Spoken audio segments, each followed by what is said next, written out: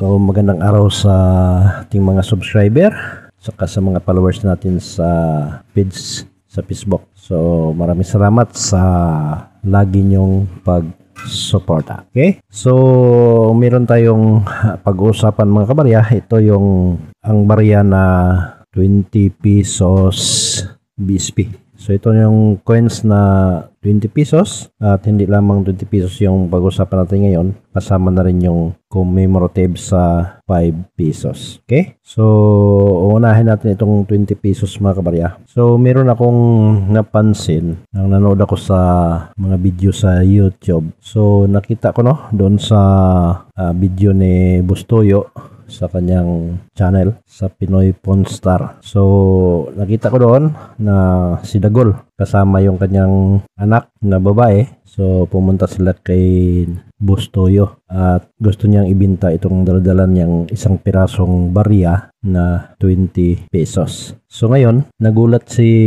Bustoyo sa kanyang nakita kasi 20 pesos is kabago-bago pa lamang lumabas sa sirkulasyon. So hindi ito rare, hindi ito hard to find. Ngunit sabi ni Dagol is special daw ang kanyang barya kasi daw meron itong lagpas kwelyo. Bago lang to Oo nga, pero may sikreto dyan. Anong sikreto nito? Yung kwelyo ng tao, malaki. Ngayon, tinanong ni Bustoyo si Dagol kung saan ba niya nakuha ang informasyon na pwede maibenta yung 20 pesos na lagpas kwelyo. So ang sinabi is sa mga online. Doon niya nakita. Pero saan nyo nakuha yung idea na sa sa mga pinapalabas? So ngayon mga kabarya, at nilinaw ni Bustoyo doon sa kanyang sinabi na hindi yun totoo.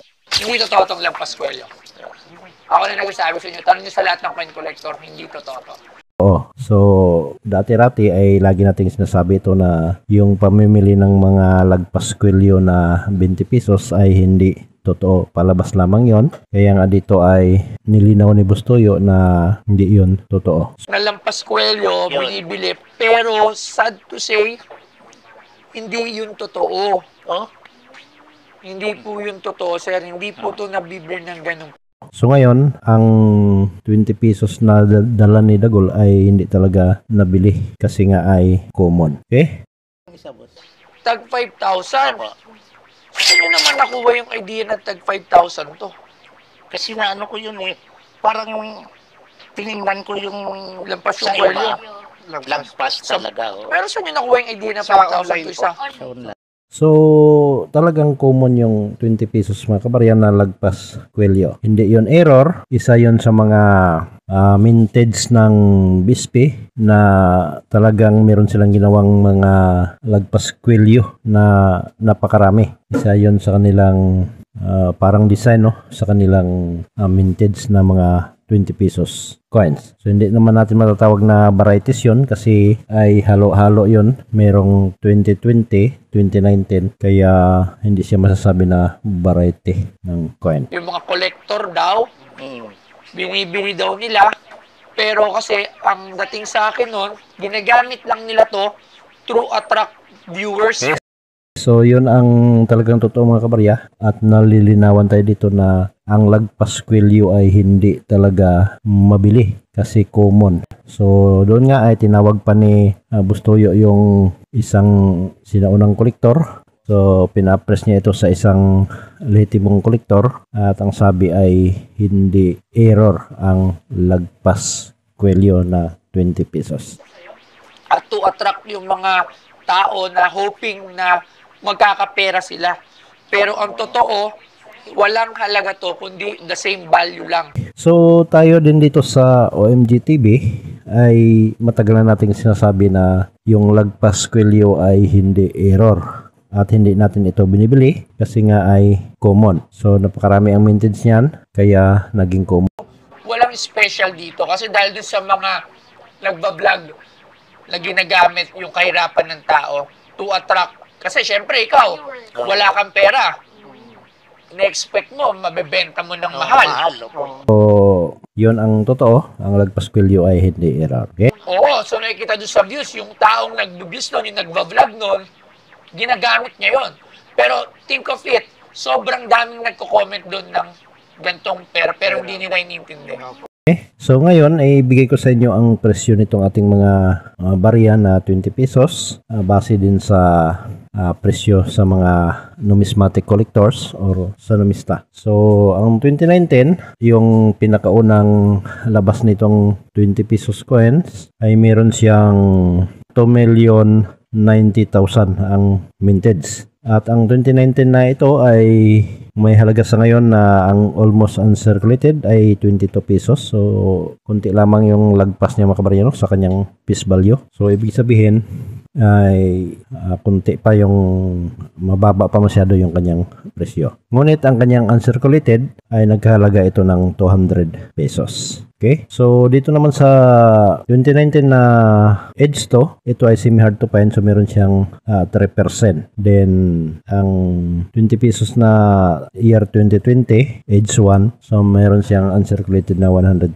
pesos ang kanyang price. Then, ang 2020 na edge to, itong high mint mark. So, ito ay lagi nating binibili. So, ito ay 9% ang kanyang frequency. So, ibig sabihin, isa din ito sa napakarami ang ginawa. Ngunit, marami na din ang nag-ipon nito. Kaya, madalang na sa ngayon at mahirap na hanapin. So, ito yung binibili ko dati na 120 pesos each. Kaya nga, marami-rami na rin tayong naipon na ganito, no? Yung high mint mark na 20 pesos coins. At meron pang edge to.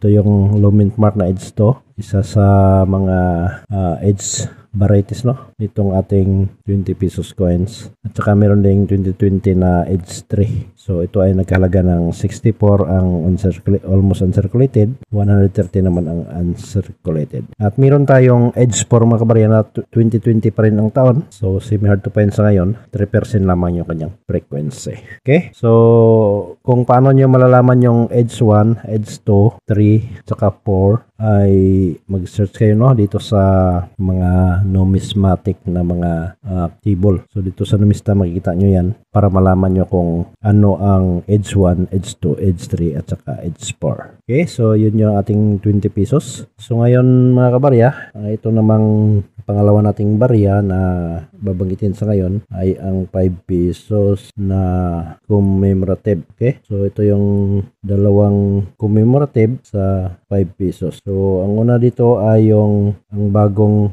bayani na commemorative ng 5 pesos. Okay? So, kaya ito tinawag na bagong bayani kasi ito yung ginawang pagpapahalaga sa mga overseas Filipino workers. Sa harapang bahagi, makikita mo ang mukha ng 8 Filipino workers. Then sa likurang bahagi ay nandoon yung kanyang taon na 2014, saka ang logo ng BISP. Then merong pamilya na traveling. Then nandun din ang kanyang value na 5 peso. Okay, so itong mga commemorative natin ay dalawa. Itong commemorative sa 5 pesos. So tulad nitong bagong bayani at yung isa naman ay Leyte Golf Landing. Sa Leyte Golf Landing naman mga kabarya ay dito mo makikita ang kanyang taon 1944 to 2014. So ito ay 70th anniversary. Makikita mo dyan si General MacArthur kasama na si